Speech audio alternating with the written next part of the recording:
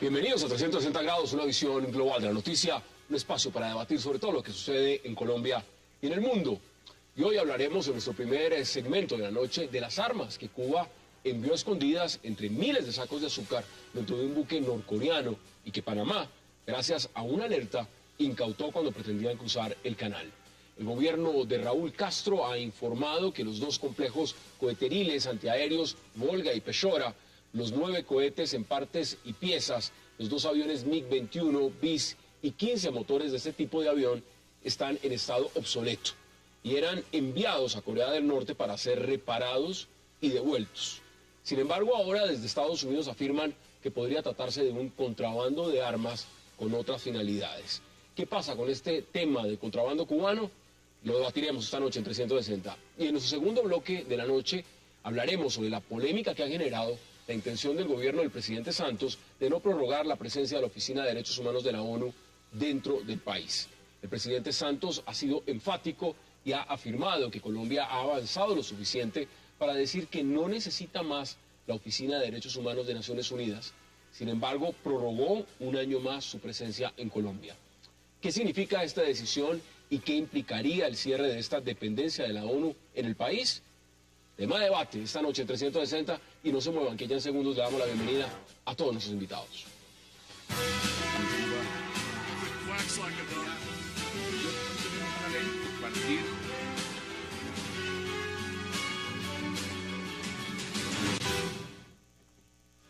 Y qué placer dar la bienvenida esta noche a 360 a Sandra Borda, a César Marroquín y a los congresistas Juan Lozano y Telésforo Pedraza.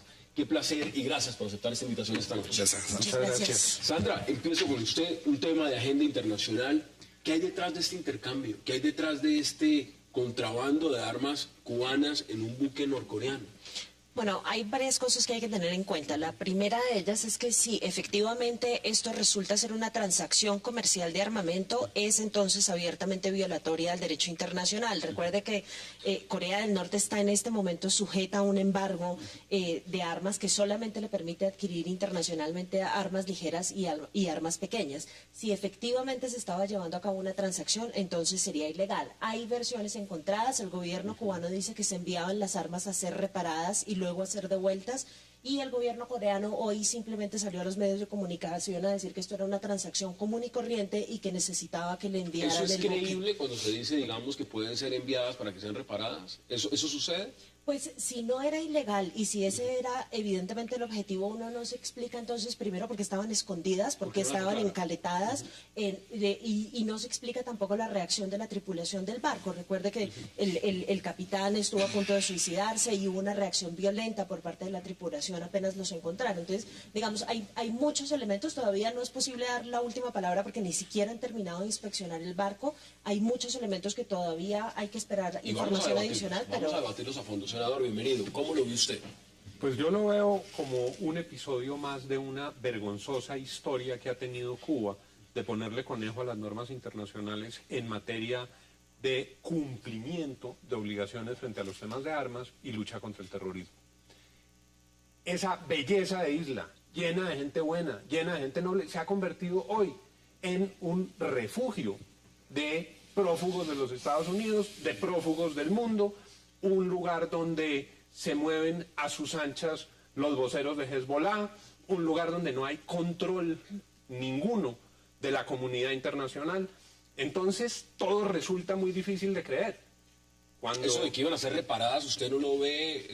No le Sandra ha ve dicho dos cosas que generan sin duda el interrogante desde el comienzo.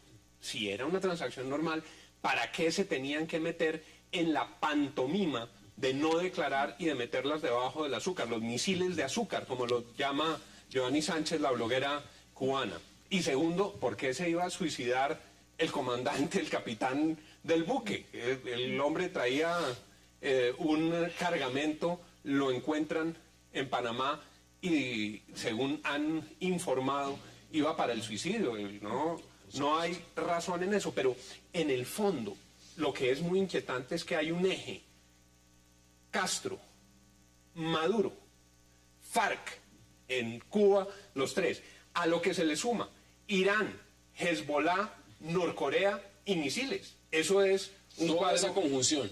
Esa es una dificilísima conjunción y muy angustiosa para el continente. Congresista, bienvenido. ¿Cuál es su partida en este debate? ¿Cómo ve usted el hecho y qué hay detrás de este intercambio? Bueno, a ver, Hassan, digamos lo primero para nosotros que estamos hoy siendo huéspedes del gobierno cubano y que Colombia ha logrado superar, digamos, dificultades del pasado que tuvimos ahora recordaba Juan aquí el tema de lo que ha hecho Cuba en su época, que fue refugio de muchos terroristas nuestros, y luego lo del episodio del Katrina, que se acuerda que fue el motivo precisamente de la ruptura de las relaciones diplomáticas colombo-cubanas. De tal manera que, sabiendo y partiendo de la base que agradecemos, pues, por supuesto, digamos, el interés de ellos de poder participar en el tema del proceso de paz de Colombia, esa es una parte, pero nosotros, por supuesto, no podemos ser ajenos a que aquí el gobierno norteamericano dijo a comienzos de este año que aquí había misiles tierra-aire que estaban en posesión de las FARC.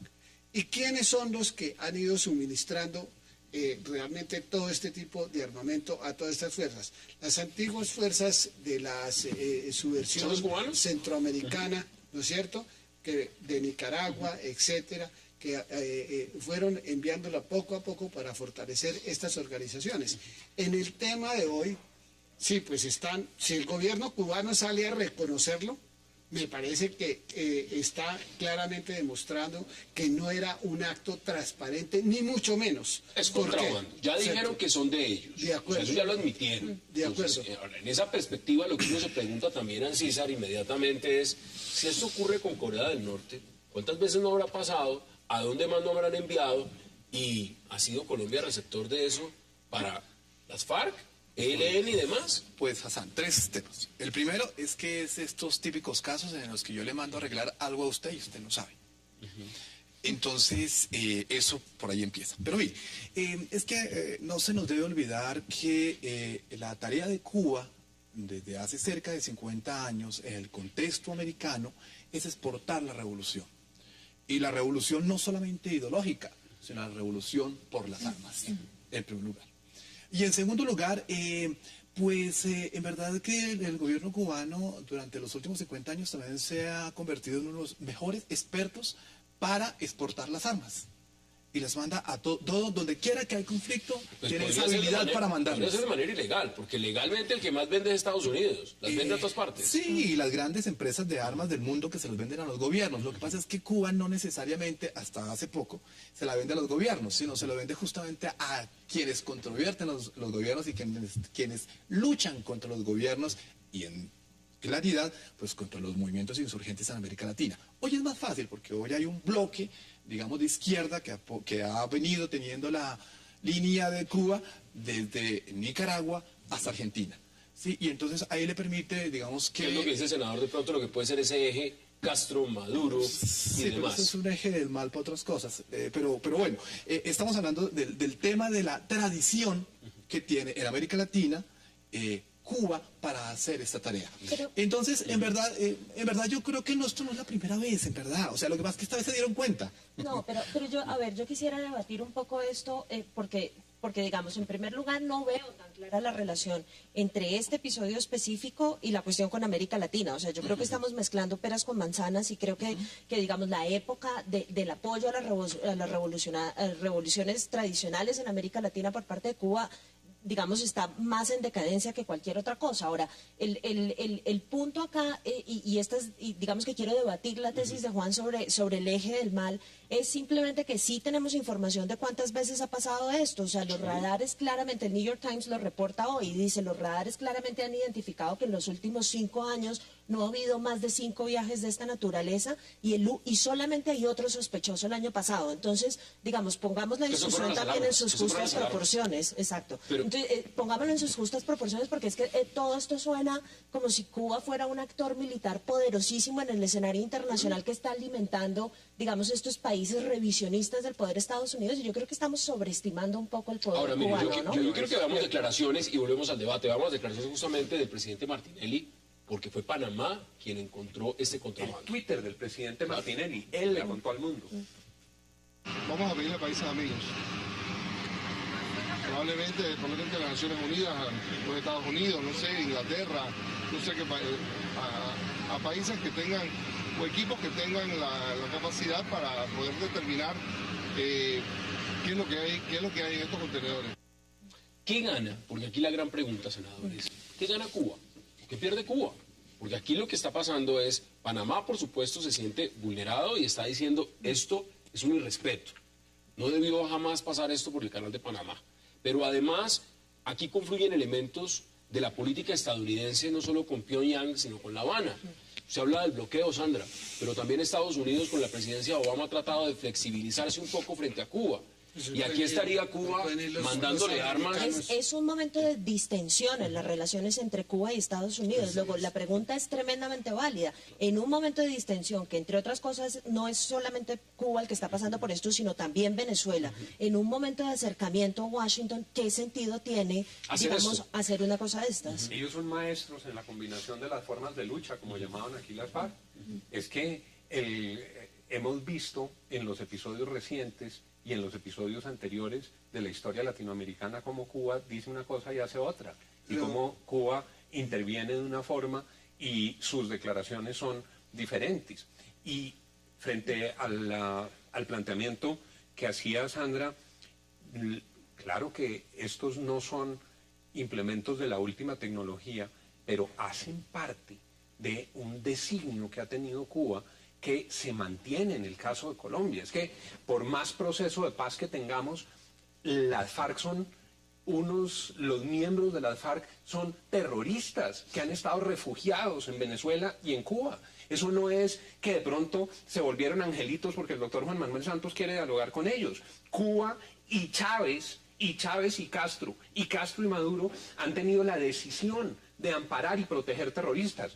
Distinto es que en el camino aparece un proceso de paz, pero cuando uno ve lo que está pasando en esas otras organizaciones terroristas en el mundo, el Nuevo Herald denunció hace poco que Cuba era el refugio de prófugos de muchas latitudes, y está publicado en todos esos informes de Mary O'Grady, lo que ha publicado el Wall Street Journal, lo que está pasando con la exportación de la yihad en América Latina, y esos señores van a Cuba, y desde Cuba dan declaraciones. Es decir, que se está volviendo plataforma, y lo que está pasando acá, porque no lo sabemos tampoco, fácilmente las armas podrían ir para repararse en Corea del Norte, claro, pero eso, después ¿a dónde van? Digamos, a mí me parece que, adicionalmente a los argumentos de Sandra, de Juan Evin, me parece que esto tiene otro tipo de impacto, y es que frente a lo que se traía ahora a colación de la actitud que ha tenido el presidente Obama de flexibilizar, y América Latina en general, de abrir un espacio de confianza. La propia Unión Europea, que se distanció un poco de los Estados Unidos porque fueron los primeros que le abrieron de alguna manera, o oxigenaron de alguna manera a Cuba, me parece que lo que le está dando es un argumento a los radicales mismos en los Estados Unidos para decir, mire, todos los días se justifica más mantener el embargo. ¿Por qué? Porque nosotros aquí lo que tenemos es un enemigo que lo tenemos aquí nomás a escasos kilómetros del territorio norteamericano. Pero justamente por esa razón es que es tan difícil de entender la política de Cuba en esto, porque, insisto, en un momento de distensión de las relaciones con Estados Unidos, en un momento de incremento de los vínculos comerciales y económicos con Estados Unidos, el pensar en que Cuba se esté enganchando en una suerte de comportamiento tan absolutamente contradictorio. Sí, pero cuando sale el gobierno directamente... Tengo que ir a la pausa, pero están diciendo que esto igual, sea como sea, es un ejercicio de amateur, que esto realmente nunca debió pasar y que sencillamente se nota la falta de preparación. Ustedes me dirán si sí o no. Vamos a la pausa y ya regresamos. Te siento decir.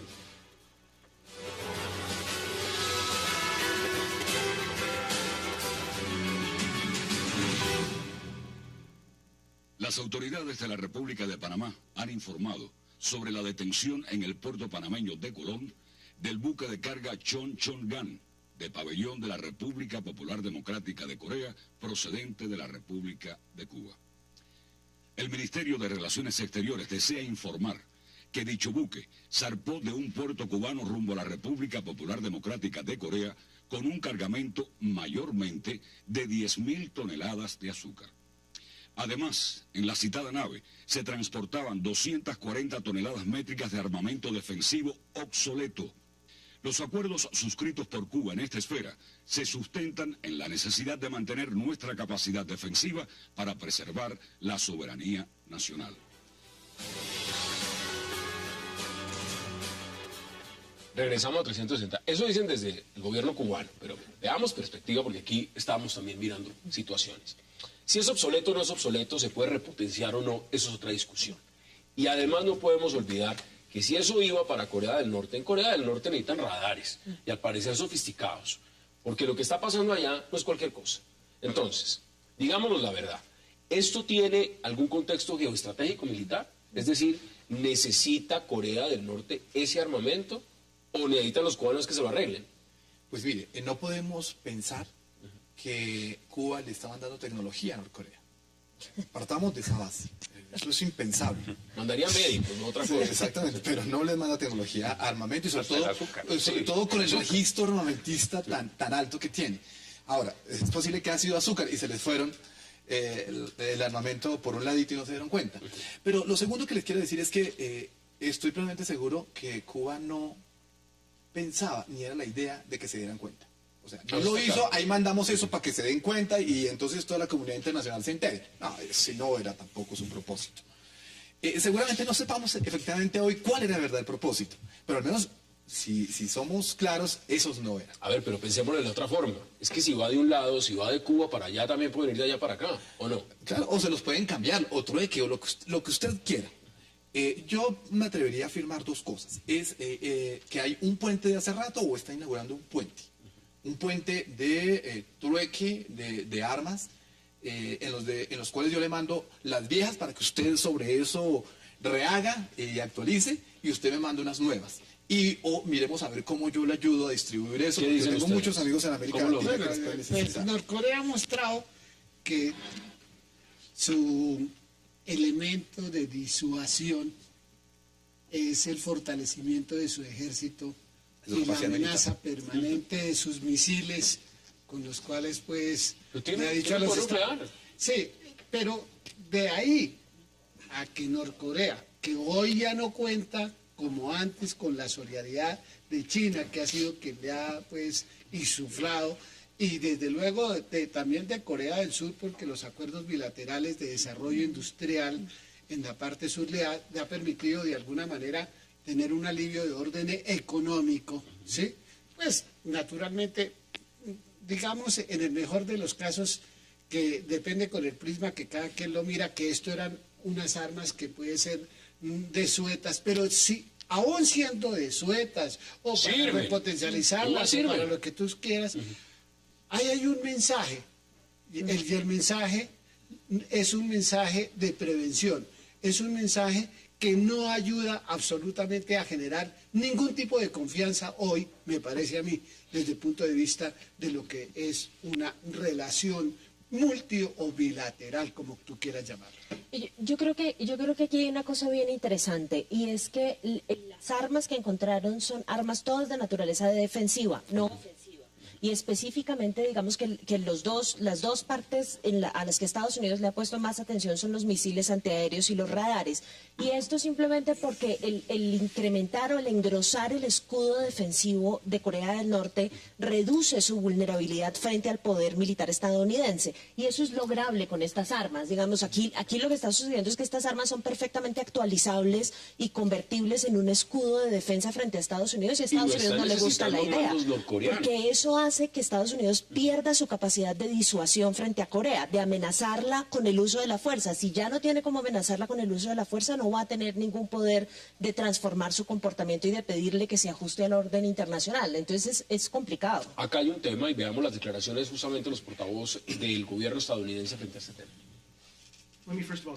Bien, permítanme decir primero que Estados Unidos apoya firmemente la decisión de Panamá para inspeccionar el buque de Corea del Norte. Estados Unidos elogia la acción que el gobierno de Panamá ha tomado en este caso. Como ustedes saben, Panamá es un socio cercano. Estamos dispuestos a cooperar con ellos si solicitan ayuda, pero respecto a todos los detalles del caso, remito al gobierno de Panamá. Miren, acá hay otro tema que les quiero preguntar a ustedes. Cuba tiene un embargo. Corea del Norte tiene todas las sanciones posibles. ¿Le caben más sanciones a estos dos países? O independientemente de lo que vaya a pasar a nivel internacional, ya no hay nada más que se pueda hacer. Están totalmente, están apretados hasta donde no más. El problema no es para ellos hoy de más medidas jurídicas. O sea, lo que les duele es que les quitaron los aparatos. Lo que les duele, lo más eficaz, lo más efectivo, era obviamente contener esa carga. No piensa, oye, esto ya hace parte de la especulación futura. Muy distinta sería la historia si ese barquito estuviera pasando por el canal de don Daniel Ortega, ¿no? Ya estaría en Corea. Ya sería otra cosa. En el destino que le hubieran escogido. Pero para ellos realmente el tema son las armas, los aparatos. Cuba y Norcorea han demostrado que se pasan por la faja las disposiciones internacionales. Pues no solo ellos, todos se pasan por las fajas las disposiciones de Naciones Unidas. Esto merece una reflexión seria acerca de para qué sirven estos embargos. A la ONU es el primero que llama para que venga y revise. Claro, pero mire, del momento en el que se haga la denuncia a que Naciones Unidas pueda hacer algo para castigar a los que han violado el embargo que se acordó, van a pasar montones de meses, eso se lo puedo asegurar. Ahora, ¿qué le espera a ese capitán que seguramente no va a querer volver a Corea del Norte? Pues, No, pero de pronto sí, Hassan, el tema aquí es que me parece que en unos casos, no en todos. hay que ponerlo en su dimensión. En su dimensión es que no son las mejores armas, ni las más modernas, ni seguramente en verdad francamente... Pero no son las mejores armas porque Cuba no tiene armas más sofisticadas. Si tuvieran más sofisticadas... Ni con eso se va a defender, Norcorea de un posible ataque de los Estados Unidos. No, el tema aquí es decirle... Hay una confrontación clara entre Norcorea y los Estados Unidos, abierta, que ya se ha visto ante la comunidad internacional. El mensaje de lo que se puede ver es decirle, mire, yo tengo un socio en su patio trasero. Y ahí, mire, y tenemos un canal, y podemos tener muchos canales de comunicación. Y yo, hoy, Norcorea, puedo utilizar a Cuba, que está más cerquita de ustedes. Es un nivel más de negociación y de hacerle sentir a los Estados Unidos que estoy cerquita, que no es desde este otro lado. Pero el reencauche de la crisis de los misiles, más o menos. Podría pensarse en eso.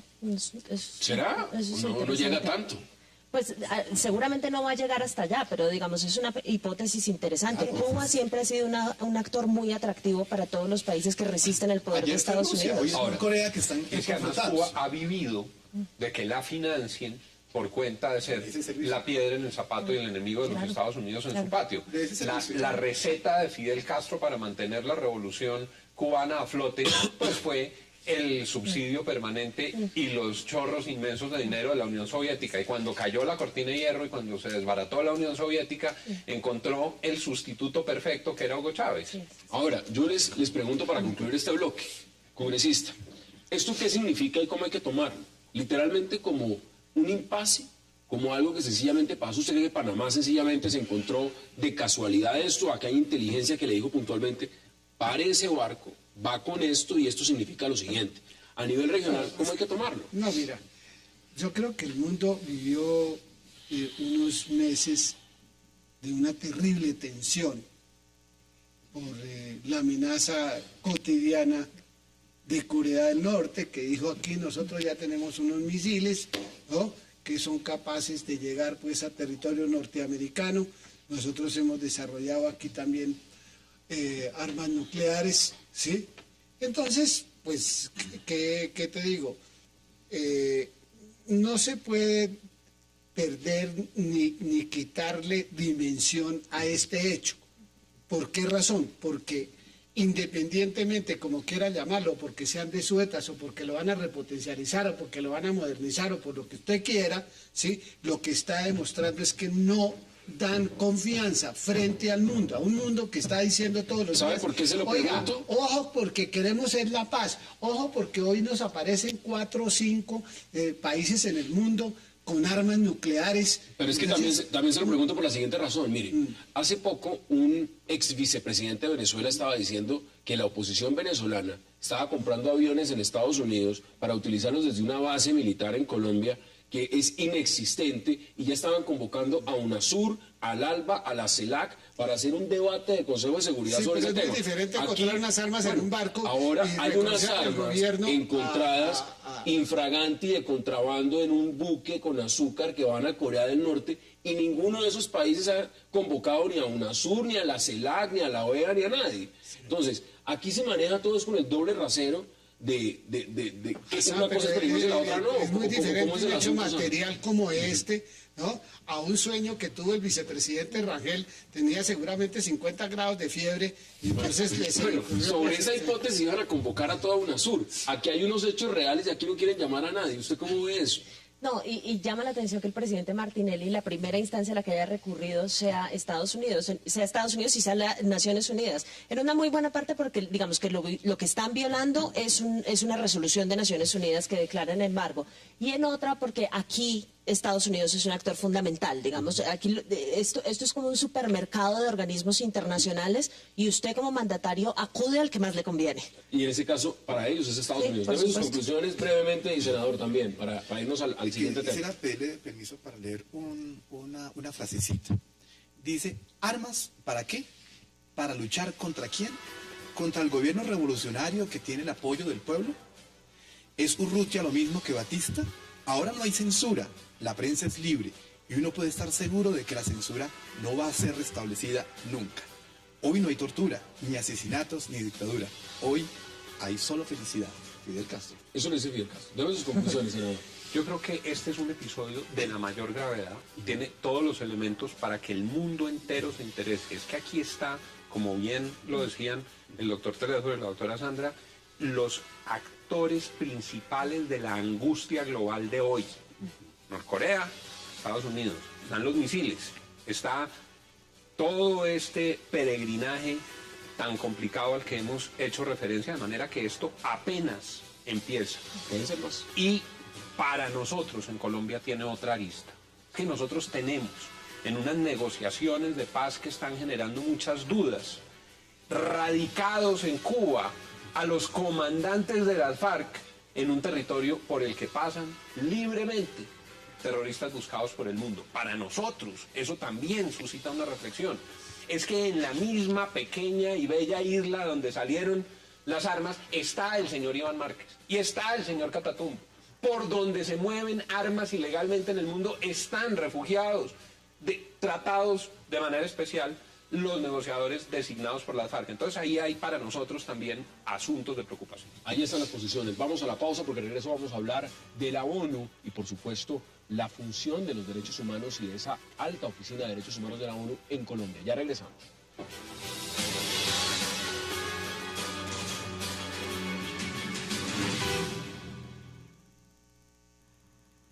Y que esas necesidades que tenía el país de tener una oficina de las Naciones Unidas para los Derechos Humanos, esas necesidades se han venido desapareciendo. Y le voy a decir que estamos discutiendo si realmente vale la pena prolongar ese mandato, o si se prolonga sería por muy corto tiempo, porque Colombia ha avanzado lo suficiente para decir: no necesitamos más oficinas de derechos humanos de las Naciones Unidas en nuestro país. Ya es responsabilidad nuestra. Somos lo suficientemente maduros para saber que el respeto por los derechos humanos es una obligación de todos y cada uno de los ciudadanos, pero sobre todo del Estado colombiano. Regresamos al 360 y las declaraciones son clarísimas, Sandra. Ahora, ¿usted las comparte o no? Esto no es Somalia, no estamos en el Congo, pero, a ver, tampoco necesitamos oficinas de derechos humanos de la ONU. Estamos tan bien y tan maduros como dice el presidente Santos. Pues mire, lo primero que quisiera decir es que detrás de esto uno sí quisiera ver números. Yo sí quisiera ver números que me muestren claramente que la situación del desplazamiento interno que la situación de amenazas a los líderes sindicalistas y de movimientos de derechos humanos, y que todos los problemas de derechos humanos que hemos tenido a lo largo de la historia definitivamente se han reducido. Si yo veo sus números, y estoy absolutamente segura que si la oficina de la Alta Comisionada para los Derechos Humanos de Naciones Unidas ve los números y nota una caída sustancial y clara en las violaciones a los derechos humanos, yo creo que aquí estaríamos todos en la misma página y no tendríamos ningún problema con que la oficina se fuera. El problema es que los números no existen. Es así de claro. ¿Usted cómo lo ve? Congresista, ¿lo ve igual o usted está de acuerdo con el presidente? Vea, Hassan, lo que no podemos es, desde mi punto de vista, aceptar que observadores internacionales permanentemente, debido a una actitud muy civilista de todos los gobiernos, puedan venir y puedan ver exactamente una realidad. Es que aquí no se está escondiendo tampoco las cosas, ¿sí? El gobierno, como sucede pues con otros gobiernos que no permiten siquiera la presencia de las Naciones Unidas ni de esas organizaciones.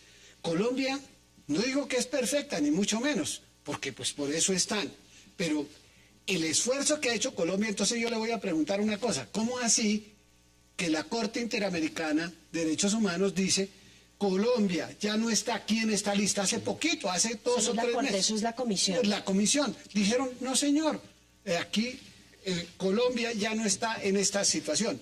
Cuando los Estados Unidos, que todos los años da una certificación, dice, oiga, nosotros certificamos el gobierno colombiano porque en Colombia se ha hecho un enorme trabajo en tema de los derechos humanos. No, yo no estoy diciendo lo que está diciendo Sandra. Los Estados Unidos tienen su Guantánamo. Claro, sí, pero entonces, y no olvidemos tampoco cuál es el proceso de negociación entre la Comisión de Derechos Humanos y Colombia que lleva a Colombia a la salida de la lista negra. Porque eso no es una evaluación objetiva, eso es un proceso de negociación en el que Colombia respalda a la Comisión en un momento en que los países del ALBA la están atacando y la Comisión le da las gracias sacando a Colombia de la lista negra. Nosotros, ¿quién de los que estamos aquí somos amigos siquiera en un poquitico de la violación de los derechos humanos? Ni más faltaba. Pero lo que no se puede tampoco convertir todos los días es que ahora aquí aparecen una serie de nuevos emperadores, como sucedía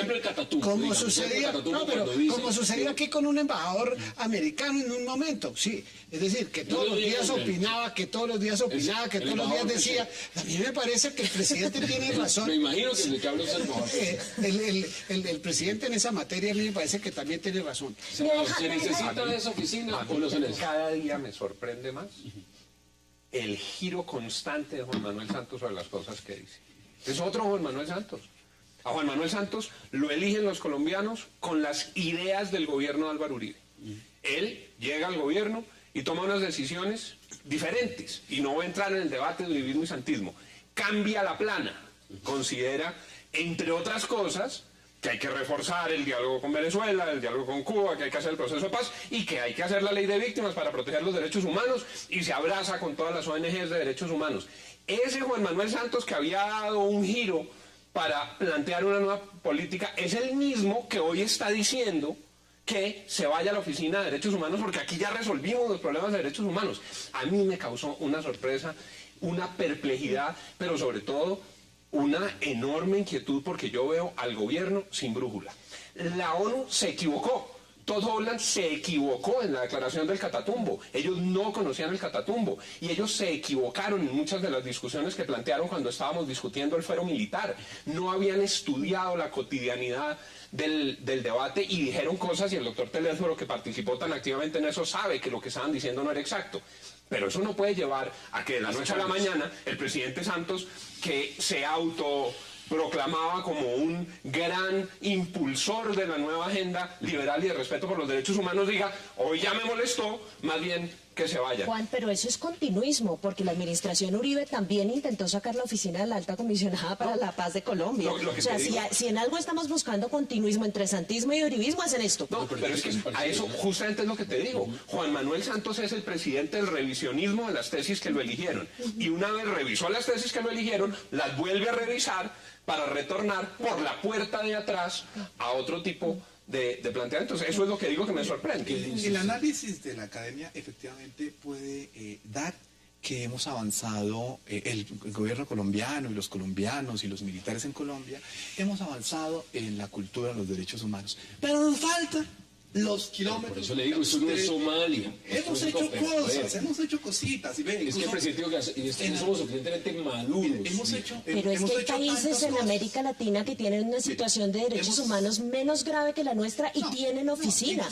Bolivia tiene oficina, México tiene oficina, Guatemala tiene oficina. No llegó oficina. acá y se coló por inmigración y dijo, venga, yo me meto y abro aquí una oficina. Los gobiernos locales tampoco le invitaron. Le han invertido, los gobiernos locales. ¿Cómo llegaron acá entonces? Eso es una negociación entre la administración Samper en el 96 y la comisión en ese entonces Comité de Derechos Humanos, que quería nombrarle un relator especial a Colombia en materia de derechos humanos, que es casi un castigo que impone Naciones Unidas por mal comportamiento, y que la administración Samper logró renegociar de tal forma que logró un resultado intermedio, que es la oficina, y la mostró como si fuera una invitación del gobierno colombiano. Es que la historia importa en estas Miren cosas. lo que están diciendo los críticos, por supuesto, del tema, y dice, no hay razón, dice el representante Iván Cepeda, para el retiro de Colombia de la oficina de la Alta Comisionada de Derechos Humanos de la ONU. Estado de violación de derechos humanos sigue siendo crónico. Yo no quiero decir también, porque me imagino que usted vio el comunicado de las FARC. Las FARC también dijo que le parece el término, fue exactamente fuera de lugar, que se vaya la Alta Comisionada. Ahora, ¿qué dice usted? Que es paradójico parece paradójico que las FARC hoy estén haciendo esa reivindicación. No le corresponde es al gobierno. El gobierno está dejando ese escenario para que la FARC lo ocupe. Pero mire, o sea, para saber si faltan derechos humanos es simplemente mirar la situación de nuestro país. Es simplemente así de sencillito. No se requiere ni siquiera acudir con nosotros a revisar muchos estudios del desarrollo de los últimos 50 años en Colombia. Es que nos matamos a bala, nos matamos a bala en las provincias, en las regiones de este país. No, pues, ¿cómo no va a ser eso una violación de los derechos humanos? Esto lo está diciendo el presidente, esto no lo está diciendo cualquiera, esto no lo está diciendo un parlamentario, esto lo está diciendo el jefe del Estado. Seguramente, somos lo suficientemente maduros. Seguramente fue un momento. Seguramente fue en un momento de debate, de discusión, pero seguramente mañana, pasado mañana, reflexionará la idea. Quédese un año más y sigamos en este proceso. Yo quiero retomar lo que ha dicho el congresista Teléfono Pedraza en el siguiente punto. Es cierto que en Colombia hay ONGs, organizaciones de derechos humanos y demás, que han abusado de su rol. Es decir, que en el caso de los militares sobre todo, que los han juzgado en operativos donde han operado de manera racional, congruente en el marco de la ley, y sencillamente en este momento están sancionados y demás. ¿Y a eso se refiere también el presidente? ¿Eso es a lo que usted se refiere? Me refiero a la política, Hassan, en general. Yo creo que Colombia sí ha hecho como Estado un enorme esfuerzo frente a una realidad. Es que no estamos negando, no es que Colombia tampoco lo ha negado. Pero lo que nosotros sí no podemos, el doctor Lozano sabe, lo acaba de decir, no, porque igual participó. Es que uno no puede tener aquí una especie de nuevos virreyes que vienen y dicen y nos colocan ante el mundo. ¿Sabe qué? Lo que está haciendo el Congreso Nacional es nada más ni nada menos que tramitando un acto legislativo y una ley para amparar la impunidad. No, yo no puedo aceptar esa. No estoy convencida. No, porque es que además, digamos que eso no puedo aceptar decir que la labor de la oficina del alto comisionado está circunscrita a la denuncia, y eso no es lo único que hace. Hay que preguntarle al mismo presidente en qué forma esa oficina colaboró cuando él era ministro de Defensa y se desató el problema de los falsos positivos, y cómo esa oficina también colaboró en resolver el problema gigantesco que son los falsos positivos, es que son ejecuciones extrajudiciales. Entonces, estas oficinas nadie está de acuerdo no son con eso. Obstaculizadores solamente, son oficinas que están ahí también para contribuir a que los estados se estructuren alrededor de un comportamiento respetuoso de los derechos humanos. Entonces, digamos, pensar en esto como imperialismo, o pensar en estas oficinas o en Naciones Unidas como un enemigo que hay que combatir, Sandra, creo que nos está poniendo cada vez más, Sandra, y más lejos de lograr un comportamiento respetuoso respetuoso de derechos humanos que, entre otras cosas, cada vez menos la comunidad internacional está dispuesta a respetar. Lo último que le digo, uno no puede ser miembro de las grandes ligas mundiales y uno no puede ser miembro de la OSD y al mismo tiempo ser violador de derechos humanos. Y lo que tiene molesto al gobierno es que tiene allí una gente que le está contando a la comunidad internacional que nosotros seguimos violando los derechos humanos como cualquier país de tercer ¿Sabe cuál es la primera labor de un diplomático? La primera labor de un diplomático, y lo es per se, porque tiene exactamente esa categoría, la función del señor delegado de las Naciones Unidas. Sí, perfecto, nadie está diciendo que no hagan el seguimiento, la investigación. Lo que usted no puede es, en un momento como esto, sin que el señor siquiera fuera allá, llegar por anticipado a tomar en lo del Catatumbo estoy de acuerdo. En lo del Catatumbo estoy de acuerdo. Declaraciones ni siquiera ahí estoy de acuerdo. Ahí estoy de acuerdo. Pero voy a la pausa y le doy la palabra de inmediato, senador. Vamos a la pausa en 360 y ya regresamos.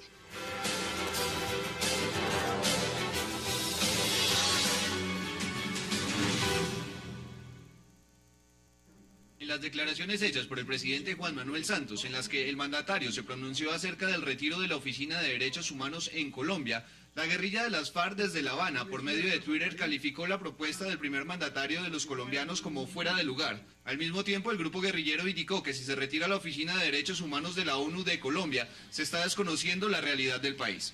Además, se pronunciaron sobre el manejo que el gobierno nacional le está dando a la crisis en el Catatumbo y reiteraron que las decisiones en la resolución del conflicto han sido equivocadas. Estas declaraciones se hacen en medio de la visita de la alta comisionada de las Naciones Unidas para los Derechos Humanos.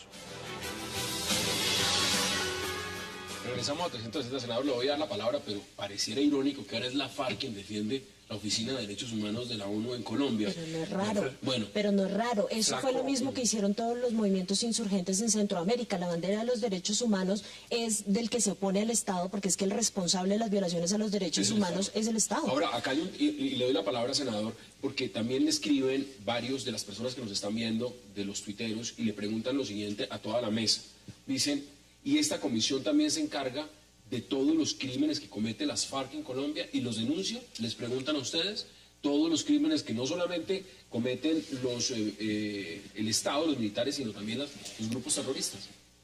Hay un viejo reclamo señalando que ha debido existir una mayor simetría en ese tipo de denuncias. Por supuesto que ha habido unas denuncias muy graves y unas acciones muy graves desde el Estado que ameritan no solo corrección, sino sanciones. Pero es que también la violación de derechos humanos viene desde todas esas organizaciones y la guerrilla claramente. La diferencia es que hay Estado y hay insurgencia y los regímenes son distintos. Pero yo lo que quería decir es que ¿cómo sería el tamaño de la embarradota del presidente Santos que el propio gobierno lo rectificó? Es que en los gobiernos usualmente lo que pasa es que cuando un ministro le embarra, el presidente sale y corrige. Aquí nos hemos acostumbrado, como con lo de la OTAN y con esto de derechos humanos, que el presidente se va de lengua, la embarra, dice una barbaridad, como evidentemente era esta que había sostenido por el momento, por la afirmación, por la argumentación, y le toca al ministro Pinzón, igualito que en lo de la OTAN, salir a decir, el señor presidente seguramente quiso decir otra cosa, y entonces no, estén tranquilos, apague el incendio y dice, no, tranquilos que ya no renovamos un añito más. Este es otro caso en el que el error presidencial lo enmienda el ministro para tratar de sofocar el incendio que se estaba generando. Para los televidentes, es claro esa pregunta que hacen. De por qué no se habla de los paramilitares, por qué no se habla de los BACRIM, por qué no se habla de los grupos guerrilleros. Y es porque en el derecho internacional público, el único sujeto es el Estado. Y a quien le compete y se le responsabiliza para responder por lo que ocurra en su territorio sobre derechos humanos es al Estado. Y es a él al que le corresponde garantizar, mejorar las condiciones para que los individuos vivan en condiciones de respeto a la vida. Es que los derechos humanos es lo de hoy, desde la creación de la ONU. Es que el televidente ve una perspectiva también y ve la siguiente. Dice, mientras que a los señores militares en el Catatumbo, que están conteniendo una protesta, inmediatamente la oficina de la ONU les dice que se excedieron en la fuerza sin que la Fiscalía de Colombia haya investigado. Por el otro lado ven cómo el gobierno a las FARC, al señor Pablo Catatumbo, al señor Iván Márquez, le están abriendo el camino para que tengan participación en política. Entonces, la gran pregunta que se hacen muchos es, ¿estas oficinas están cumpliendo su rol realmente como es? ¿O están juzgando al Estado y a los demás criminales que hagan lo que quieran? A ver, me parece que estas oficinas tienen una labor importantísima en países como el nuestro. Que un funcionario, como dice el senador, se le vaya la lengua una vez en cuando, eso es otra cosa. Pero el papel de esas oficinas es fundamental, y países como el nuestro, de un conflicto armado tan grande, tan histórico, tan presente y tan vivo como el de hoy, es justo y es necesario. Necesita el presidente Juan Manuel Santos en este momento, esto es una piedra en el zapato del proceso de paz que está adelantando. Es que no podemos, Hassan, decir que la oficina es muy buena cuando avala los esfuerzos del gobierno o del Estado, y decir que es muy mala cuando critica. Sí, o sea, en eso tenemos que tener la amplitud, la tolerancia. Eso no es lo que ha pasado justamente y lo que ha hecho Venezuela, ha hecho Ecuador, por ejemplo, por citar otro ejemplo, con la Relatoría de la Libertad de Expresión de la OEA. No es lo mismo que sucede que cuando no funcionan o no fallan a favor, inmediatamente la descalifican. Sí, claro. Sí, pero sobre esto hay que decir varias cosas. Primero, esto no es nuevo. O sea, ningún gobierno ha sido amigo de la Oficina del Alto Comisionado para los Derechos Humanos de Naciones Unidas, porque obviamente, digamos, las normas de derechos humanos nacen de la necesidad de que el Estado se contenga en su comportamiento represivo frente a sus ciudadanos. Entonces, ¿a qué Estado le gusta hacer eso? A ningún Estado le gusta. Pero de otro lado, la presión internacional cada vez es mayor hacia un mayor cumplimiento de las normas internacionales de derechos humanos. Hoy en día, más que hace 10 años y más que hace 20 años, es más y más difícil salirse con la suya cuando uno está violando los derechos humanos. Entonces, si en lo que estamos es otra vez en la política exterior de este gobierno, que es la de ingresar a las grandes ligas, los países en las grandes ligas respetan los derechos humanos. Sobre ese punto quiero finalizar, y es el siguiente. Usted lo ha mencionado ya 2 veces. Este gobierno ha tratado de mostrar una agenda internacional y unas aspiraciones de gran envergadura internacional. ¿Se puede llegar a esos compromisos si no se tiene a la ONU y a esa oficina acá? ¿O eso es totalmente contradictorio como usted lo plantea? No solamente en términos de la política exterior a largo plazo que están diseñando, sino en algo todavía más importante, y es el proceso de reconstrucción y de reconciliación del país después del proceso de paz. En muy raras ocasiones, en otros procesos de paz alrededor del mundo, esto se ha podido llevar a cabo sin la ayuda de la comunidad internacional y de las organizaciones multilaterales. Y acá lo que estamos haciendo es quemando los cartuchos, inclusive antes de que se haya resuelto el proceso de paz.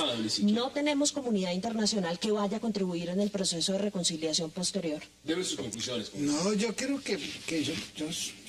que Colombia en los diferentes procesos de paz, en lo primero que ha pensado precisamente es en la vinculación de la comunidad internacional y de países con una enorme tradición de respeto a derechos humanos como Suecia, como Noruega, como Finlandia. Como Cuba en esta ocasión. No, digamos, en el caso de países, es que Cuba lo que está es en una situación de facilitar por una serie de razones de vinculación con los actores que aquí han violado los derechos humanos también. Me queda un minuto, deme 20 segundos para que el senador también pueda concluir. Que debemos tener claro que no podemos confundir la violación de derechos humanos en Dinamarca con Cundinamarca.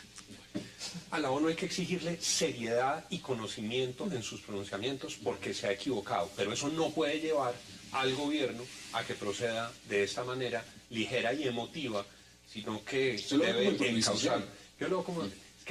Yo creo que los asesores le han confundido los papeles al presidente Santos y le han vuelto a meter en las carpetas algunas de las cosas que decía en campaña.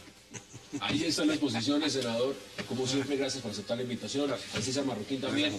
Sandra, gracias. Y congresista Teléfono Plaza, gracias por aceptar la invitación. Y a ustedes, gracias por acompañarnos. Nos vemos mañana a la misma hora para seguir debatiendo la agenda política de Colombia y del mundo. Hasta una próxima oportunidad.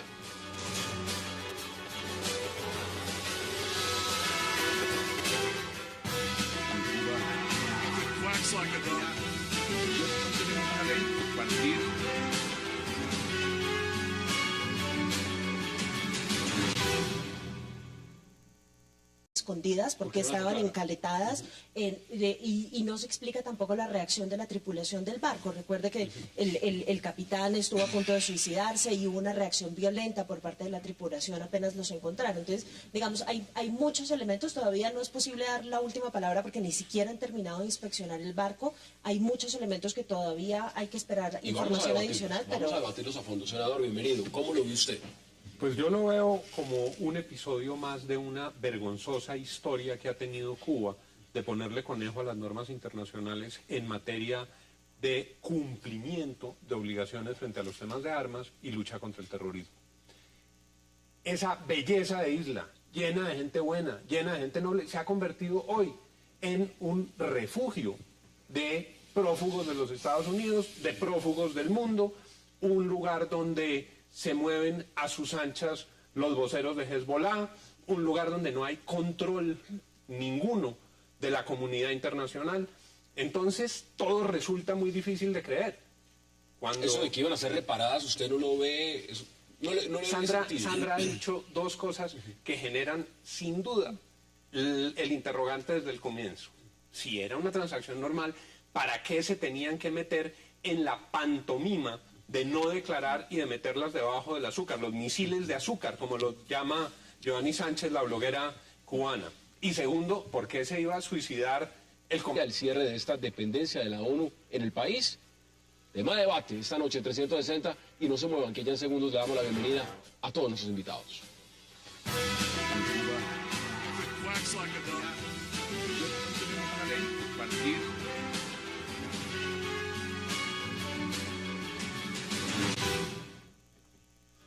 Y qué placer dar la bienvenida esta noche a 360 a Sandra Borda, a César Marroquín y a los congresistas Juan Lozano y Telésforo Pedraza. Qué placer y gracias por aceptar esta invitación esta noche. Muchas gracias. Sandra, empiezo con usted, un tema de agenda internacional. ¿Qué hay detrás de este intercambio? ¿Qué hay detrás de este contrabando de armas cubanas en un buque norcoreano? Bueno, hay varias cosas que hay que tener en cuenta. La primera de ellas es que si efectivamente esto resulta ser una transacción comercial de armamento, es entonces abiertamente violatoria del derecho internacional. Recuerde que Corea del Norte está en este momento sujeta a un embargo de armas que solamente le permite adquirir internacionalmente armas ligeras y armas pequeñas. Si efectivamente se estaba llevando a cabo una transacción, entonces sería ilegal. Hay versiones encontradas. El gobierno cubano dice que se enviaban las armas a ser reparadas y luego a ser devueltas, y el gobierno coreano hoy simplemente salió a los medios de comunicación a decir que esto era una transacción común y corriente y que necesitaba que le enviaran ¿Eso es el buque. creíble cuando se dice, digamos, que pueden ser enviadas para que sean reparadas? ¿Eso sucede? Pues si no era ilegal y si ese era evidentemente el objetivo, uno no se explica entonces primero porque estaban...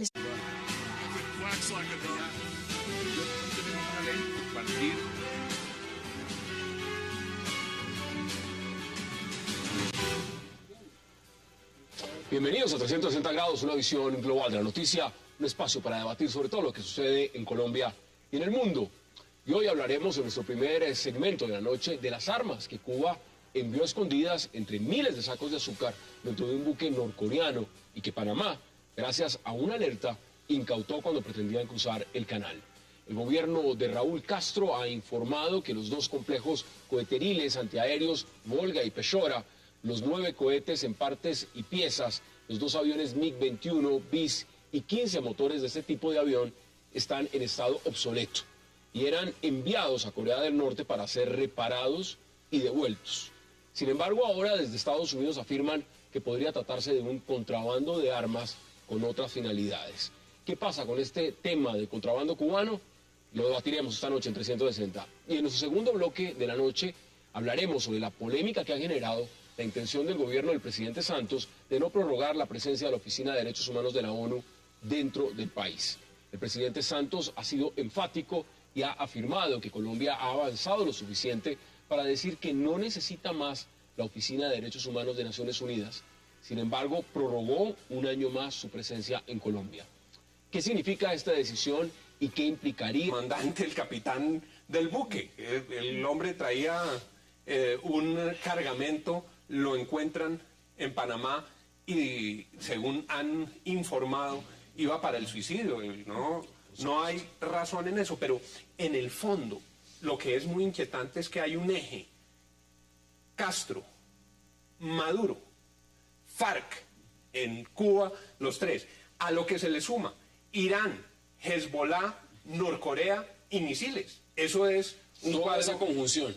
Esa es una dificilísima conjunción y muy angustiosa para el continente. Congresista, bienvenido. ¿Cuál es su partida en este debate? ¿Cómo ve usted el hecho y qué hay detrás de este intercambio? Bueno, a ver, Hassan, digamos lo primero para nosotros que estamos hoy siendo huéspedes del gobierno cubano y que Colombia ha logrado superar, digamos, dificultades del pasado que tuvimos ahora recordaba Juan aquí, el tema de lo que ha hecho Cuba en su época, que fue refugio de muchos terroristas nuestros, y luego lo del episodio del Katrina, que se acuerda que fue el motivo precisamente de la ruptura de las relaciones diplomáticas colombo-cubanas.